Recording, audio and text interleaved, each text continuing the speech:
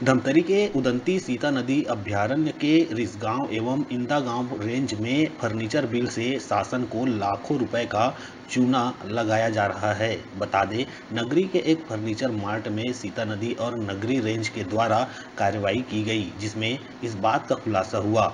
रिसगांव एवं इंदागांव रेंज में चौखट, दरवाजा सहित अन्य फर्नीचर का बिल प्राप्त कर स्टाफ द्वारा फर्जीवाड़ा करना उजागर हुआ है। मामले में फर्नीचर मार्ट के संचालक का कथन भी दर्ज किया गया, जिसमें संचालक ने बिल देना एवं सामग्री नहीं देने की बात स्पष्ट किया है। बहरहाल मामले में रिसगांव एवं इंदागांव रेंज स्टाफ की संलिप्तता नजर आ रही है।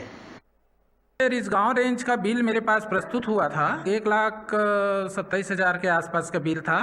तो वो मुझे संदेहास्पद इसलिए भी लगा क्योंकि मौके मैंने देख लिया था और वहाँ पर कोई ऐसा माल प्राप्त नहीं हुआ।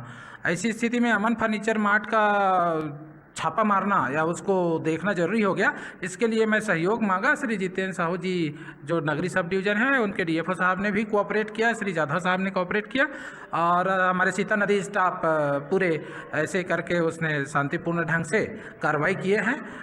बिल जब्त किए हैं, अवैध बिल जब्त किए हैं और व्यापार अधिनियम का उल्लंघन मुझे प्रथम दृष्टया प्रतीत होता है।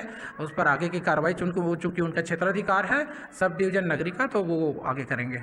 वो बिना सामान के बिल दिया हुआ है। उसने साफ साफ कबूला।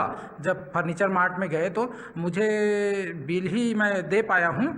कुछ अधिकारीगण आए थे, उसमें खास करके उसने कहा इंदागांव रेंज और रिसगांव रेंज से अधिकारी आए थे। उसको मार्च का समय है, हम कुछ सामान ले जाएंगे, कुछ सामान बनाएंगे, अपना अरेंज कर लेंगे, इस तरीके से उसने बयान अभी दिया है। उसमें उसका बिल में काफ़ी अनियमितता पाया गया, दस्तावेज सही नहीं पाया गया। जो चीज़ उसने लिखा है बिल में वो सही नहीं होने के कारण से बिल को जब्ती किया गया है। उसका